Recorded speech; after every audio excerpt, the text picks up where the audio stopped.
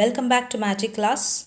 So இந்த வீடியோவில் நம்ம பார்க்க போகிறது ஸ்டாண்டர்ட் 7 சோஷியல் ஜியாகிரஃபி டேர்ம் 3ல் ஃபர்ஸ்ட் லெசன் எக்ஸ்ப்ளோரிங் காண்டினென்ட்ஸ். இதில் வந்து சவுத் அமெரிக்கா பார்ட் 2 வீடியோ பார்க்க போகிறோம். ஸோ ஆல்ரெடி பார்ட் 1 வீடியோ பார்த்துருக்கோம். ஸோ இப்போ இந்த பார்ட் 2 வீடியோவில் முக்கியமாக நம்ம என்ன கான்சென்ட்ரேட் பண்ண போகிறோன்னா agriculture and mineral wealth of South America தான் நம்ம பார்க்க போகிறோம். சரி, ஓகே, இப்போ நம்ம லெசனுக்குள்ளே போகலாம். அக்ரிகல்ச்சர்னு பார்த்தீங்கன்னா more than half of the people of South America live by farming. So இங்கே more than half of the people வந்து அவங்களோட ஆக்குபேஷன் என்னென்னா ஃபார்மிங் தான் இன் சவுத் அமெரிக்கா. அது மட்டும் இல்லாமல் என்ன டைப் ஆஃப் ஃபார்மிங் இங்கே ஃபாலோ பண்ணுறாங்கன்னு பார்த்தீங்கன்னா சப்சிஸ்டன்ஸ் ஃபார்மிங். சப்சிஸ்டன்ஸ் ஃபார்மிங்னா ஒன்றும் இல்லை, அதாவது கொஞ்சம் லேண்ட் ஏரியா தான் வச்சுருப்பாங்க. அவங்கவுங்களோட ஃபேமிலி யூஸ்க்காக மட்டும்தான் அதை ரைஸ் பண்ணுவாங்களாம்.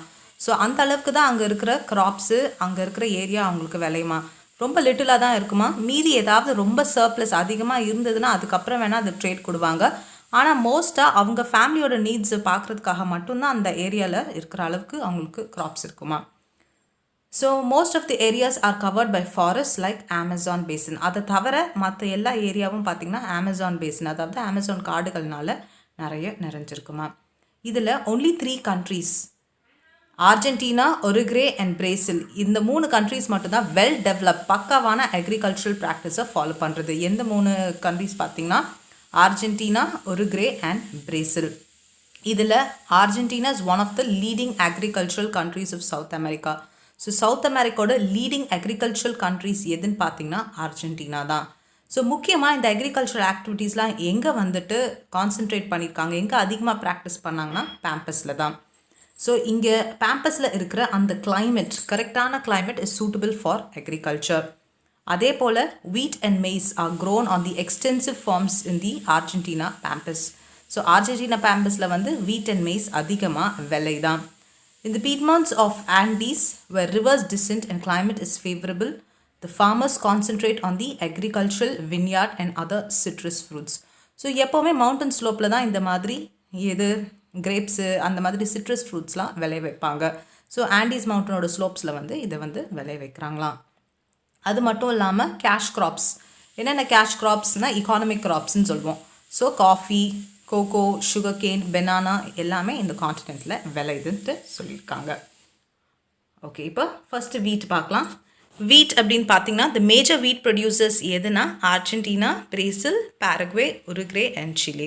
ஸோ இந்த ஏரியாலாம் நீங்கள் கண்டிப்பாக ஞாபகம் வச்சு தான் ஆகணும். வீட் எங்கெங்கே விளையுதுன்னு கேட்பாங்க. ஸோ எக்ஸ்டென்சிவ்லி ரொம்ப அதிகமாக எங்கே விளையுதுன்னு பார்த்தீங்கன்னா அர்ஜென்டினா, பேம்பஸ் ஆஃப் அர்ஜென்டினாவில் தான் விளையுது. So Argentina is one of the largest producer and exporter of wheat in the world. நான் மேப் காட்டும் போது அர்ஜென்டினா பேம்பஸ் எங்கே இருக்குதுன்னு உங்களுக்கு தெளிவாக காமிக்கிறேன். அடுத்தது வந்து சுகர் கேன். சுகர் கேன் எங்கே அப்படின்னு பார்த்தீங்கன்னா humid tropics of South America. முக்கியமாக Spanish and Portuguese introduce sugar cane to the West Indies in Brazil. So எப்படி சவுத் அமெரிக்காக்குள்ளே இந்த சுகர் கேன் ப்ரொடக்ஷன் வந்தது, கல்டிவேஷன் வந்ததுன்னு பார்த்தீங்கன்னா ஸ்பானிஷ் அண்ட் போர்ச்சுகீஸ் தான். ஸோ சவுத் அமெரிக்காவில் லார்ஜஸ்ட் ப்ரொடியூசர் ஆஃப் சுகர் எதுன்னு பார்த்தீங்கன்னா பிரேசில் தான் largest producer of sugar cane in South America. அடுத்தது maize. Maize is also known as கான்சோலம்.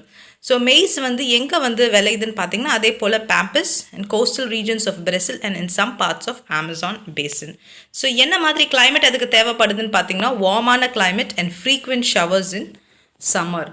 Warm climate தான் இருக்கணும், அதே போல் வந்து ரொம்ப சம்மரும் இருக்கக்கூடாது. அந்த நேரத்தில் ஃப்ரீக்வெண்ட் ஷவர்ஸ்னால் மழையும் தேவைப்படுது. ஸோ அர்ஜென்டினா தான் வந்து largest producer and exporter of maize இந்த வேர்ல்டுக்கு எதுன்னு பார்த்தீங்கன்னா அர்ஜென்டினா தான். சரியா, இதுவும் கேட்பாங்க. அடுத்தது coffee and cocoa. So coffee and cocoa நம்ம ஏற்கனவே பார்த்தோம் ஆண்டீஸோட ஸ்லோப்ஸில் விளையுதுன்னு சொல்லிட்டு. So coffee and cocoa are the most important crops of South America. இந்த கிராப்ஸ்க்கு என்ன மாதிரி டெம்பரேச்சர் வேணும்னா வார்ம் டெம்பரேச்சர் தான் வேணும். அது மட்டும் இல்லாமல் ஃப்ரீக்வெண்ட்டாக ரெயின்ஃபால், அதிகப்படியான மழை தேவைப்படுது. அண்ட் வெல் ட்ரெயின் சாயில், அதாவது தண்ணி வந்து தேங்கி இருக்கக்கூடாது, எப்போவுமே தண்ணி வந்து ட்ரெயின்டான ஒரு சாயிலாக தான் இருக்கணும். ஸோ எங்கே வந்து விளையுதுன்னு பார்த்தீங்கன்னா Brazilian Island. So Brazil is essentially an agrarian country. So Brazil stands first in the production of coffee and third in cocoa in the world. So கண்டிப்பாக கேட்பாங்க ஃபர்ஸ்ட் ப்ரொடக்ஷன் எதுன்னு பார்த்தீங்கன்னா ஆஃப் காஃபின்னு பார்த்தீங்கன்னா அது பிரேசில். அதுவே கொக்கோவில் பார்த்தீங்கன்னா பிரேசில் வந்து third. இது தவிர மினாஸ் கெராரிஸ் அண்ட் சவு பாலோ are the important coffee growing areas in Brazil. Brazil வேறு என்னென்ன ஏரியாஸில் coffee growing. It is also known as the coffee pot of the world. எது coffee pot of the world கூட கேட்பாங்க. Colombia and Venezuela also grow large quantities of coffee. Cocoa is also grown in Ecuador and Colombia. சரியா? அடுத்தது cotton. Cotton இன்னொரு வந்து ஒரு important cash crop of South America. So அதுக்கான climate என்னன்னு பார்த்தீங்கன்னா வார்ம் கிளைமேட் தான் வேணும். ஃப்ரீக்வெண்ட் அடிக்கடி ரெயின்ஃபால் தேவை for growing cotton. So cotton is the second most important crop in Brazil. Sao Paulo state produces half of the country's total cotton. So cotton வந்து அதிகமாக எங்கே விளையுதுன்னு கேட்பாங்க. ஸோ அது தவிர வேறு எங்கெங்கெல்லாம் விளையுதுன்னு பார்த்தீங்கன்னா ஈக்வேடர், வெனின்சுலா அண்ட் பெரு are other important cotton growing countries in South America. Next is barley, rye and oats. இது எங்கே அதிகமாக விளையுதுன்னு பார்த்தீங்கன்னா பேம்பஸ். ஸோ முக்கியமாக சவுத் அமெரிக்காவை எடுத்திங்கன்னா ஆல்மோஸ்ட் பேம்பஸில் எல்லாமே விளையுது. ஓகேயா? So barley is a member of the grass family and it is an important cereal crop. Oats எங்கேருந்துலாம் வருதுன்னு பார்த்தீங்கன்னா Argentina, Uruguay, Chile, Andean region, islands of Bolivia, Ecuador and Peru. So in most countries oats are more important as fodder for livestock in the field. Fodder for livestockனா கேட்டலுக்கு வந்து தீவனமாக கொடுப்பாங்க. அடுத்தது animal rearing. Animal rearing பார்த்திங்கன்னா நான் first உங்களுக்கு மேப்பில் காமிக்கிறேன் எந்தெந்த ஏரியாவில் என்னென்ன இருக்குன்ட்டு. அப்போ உங்களுக்கு இன்னும் ஈஸியாக இருக்கும்.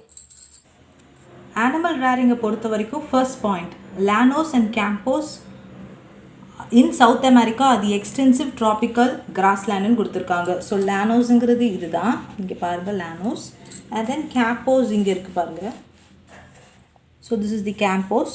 ஸோ இந்த லானோஸும் கேம்போஸும் தான் வந்து எக்ஸ்டென்சிவ் ட்ராபிக்கல் கிராஸ்லேண்ட். இங்கே வந்து நிறைய கிராஸ்லேண்ட் இருக்கும். ஸோ அதுதான் க்ரீனிஷாக கொடுத்துருக்கு. அடுத்தது பீஃப் கேட்டில் R raised in Pampas in Argentina. Here cattles are mainly raised for drought purposes and meat. So pampas எங்கே இருக்குதுன்னு பாருங்கள், இதுதான் பேம்பஸ். ஸோ இதுதான் அர்ஜென்டினா ஏரியா. ஸோ இந்த இடத்துல இருக்கிறது தான் இந்த பேம்பஸ். ஸோ இங்கே வந்துட்டு பீஃப் கேட்டில் அதிகமாக ரைஸ் பண்ணுறாங்க. அது மட்டும் இல்லாமல் கேட்டில் எதுக்கு யூஸ் பண்ணுறாங்கன்னா ட்ரவுட் பர்பஸ் இன் மீட். மீட்னால் நமக்கு தெரியும் ஃப்ளஷுக்காக யூஸ் பண்ணுறது.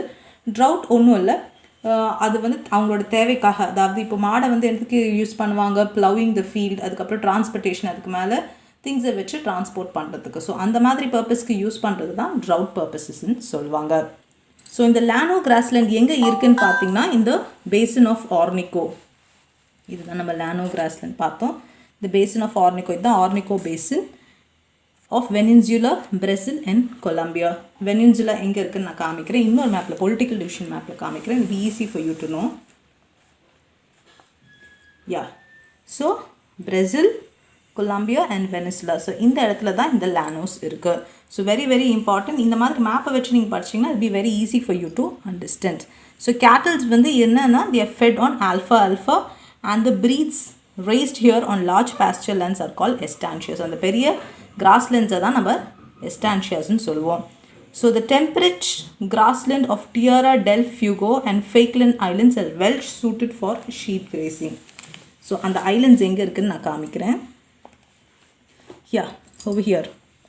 Tierra del Fuego in the island and Falcon Island, this island, right? So இந்த ஏரியாவில் இருக்கிற கிராஸ்லேண்ட் வந்து suitable for sheep grazing. So sheep graze பண்ணுறதுக்கு ரொம்ப சூட்டபிளான ஏரியாஸாக இருக்குது. அது மட்டும் இல்லாமல் Argentina and Uruguay are the important sheep rearing countries. So it is nothing but Argentina is one of the largest exporters of beef in the world.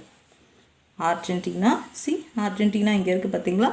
So அர்ஜென்டினாவும் உருகுவேவும் மட்டும்தான் வந்து பார்த்திங்கன்னா so important sheep rearing countries in the world.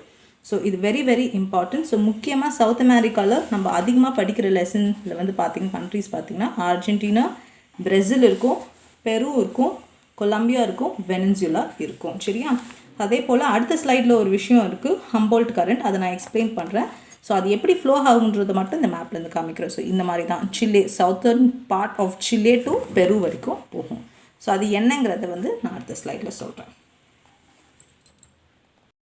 So மேப்பில் காட்டின விஷயங்களை தான் நான் இங்கே ஸ்லைடாக கொடுத்துருக்கேன். ஸோ நீங்கள் வேணால் இதை பாஸ் பண்ணி ஒவ்வொரு ஸ்லைடாக பாருங்கள், ஒவ்வொரு பாயிண்ட் பை பாயிண்ட் பாருங்கள். எவ்ரிதிங் ஐ ஹவ் எக்ஸ்பிளைன் இந்த மேப். ஸோ ஈஸியாக உங்களுக்கு அண்டர்ஸ்டாண்ட் ஆகும்.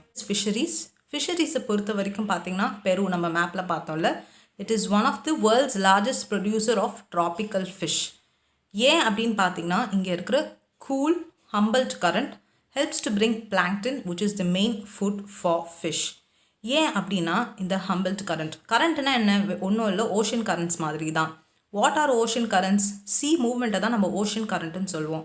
ஸோ எதனால் இந்த சி மூவ்மெண்ட் நடக்குதுன்னு பார்த்தீங்கன்னா நிறைய கண்டிஷன்ஸ் இருக்குது. ஒன்று அதனோட கிளைமேட்டாக இருக்கலாம், இல்லை டெம்பரேச்சராக இருக்கலாம், இல்லை அந்த இடத்துல வந்து ஒரு பெரிய வேவ் ஃபார்ம் பண்ணியிருக்கலாம், இல்லை அதோட சாலினிட்டியாக இருக்கலாம். ஸோ இந்த மாதிரி ஏகப்பட்ட கண்டிஷன்ஸ் இருக்குது. ஸோ அதனால் இந்த சி வந்து ஒரு இடத்துலேருந்து இன்னொரு இடத்துக்கு மூவ் ஆகுது.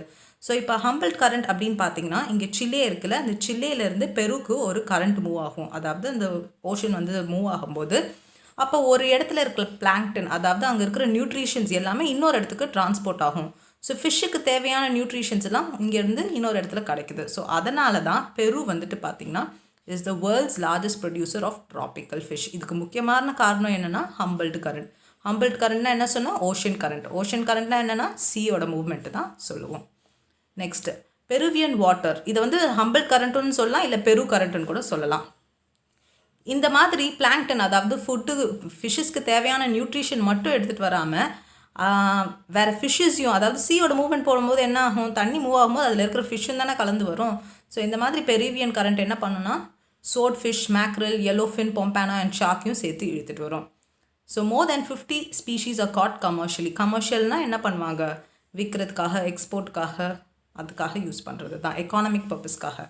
தேர் are over 40 fishing ports on the Peruvian coast. Paita and Calo are being the most important centers in Peru. So பெருவில் இருக்கிற இம்பார்ட்டண்ட்டான சென்டர்ஸ் என்னென்னு பார்த்தீங்கன்னா Paita and Callao. Besides coastal fishing, inland fishing are also carried out in South America. So இங்கே இருக்கிற பெரிய எக்வேரியம் எதுன்னு பார்த்தீங்கன்னா ரிவர் அமேசான் தான். As many as 750 varieties of fish inhabit this river. So coastal ஃபிஷிங்னா ஒன்றும் இல்லை, அந்த காண்டினென்டல் ஷெல்ஃபில் பிடிக்கிற ஃபிஷ்ஷஸ் தான் வந்து கோஸ்டல் ஃபிஷிங்னு சொல்லுவோம். ஸோ காண்டினென்டல் ஷெல்ஃப்னால் வந்து பார்த்திங்கன்னா கிட்டத்தட்ட 200 மீட்டர்ஸ் டீப்பு கூட இருக்காது. அதுவே இன்லண்ட் ஃபிஷிங்னா வந்து ஒரு டிஃப்ரெண்ட்டான ஆக்டிவிட்டி. ஆக்வாட்டிக் அனிமல்ஸாக இருக்கலாம். அந்த அனிமல்ஸ் எப்படி நீங்கள் பிடிக்கிறீங்கன்னு பார்த்தீங்கன்னா நிறைய பெரிய டேங்க்கில் வளர்க்குற மாதிரி இருக்கலாம், ரிவரில், கேனல்ஸில், லேக்ஸ், பாண்ட்ஸ், ரிசர்வாயர்ஸ். ஸோ இதிலேருந்து பிடிக்கிறது தான் இன்லண்ட் ஃபிஷிங் அப்படின்ட்டு சொல்லுவோம். அடுத்து இதில் இருக்க ஃபைனல் டாபிக் என்னென்னு பார்த்தீங்கன்னா மினரல்ஸ். மினரல்ஸ் அப்படின்னா ஃபஸ்ட்டு வந்து அயன் ஓர் பார்க்கலாம். South America contains about 1/5 of the world's iron reservoir.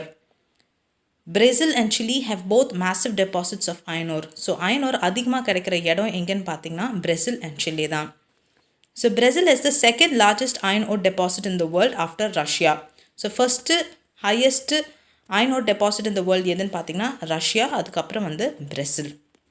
So பிரேசிலில் வந்து பார்த்திங்கன்னா கிட்டத்தட்ட 15% of the world export of iron ore இருக்குது.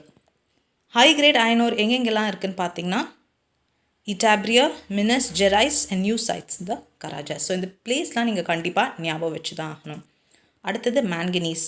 மேங்கனீஸ் எங்கெங்கே இருக்குதுன்னு பார்த்தீங்கன்னா அதே போல் தான் பிரேசில்லையும் வந்துட்டு large deposits of manganese. Iron ore மாதிரி பிரேசிலில் மேங்கனீஸும் இருக்குது.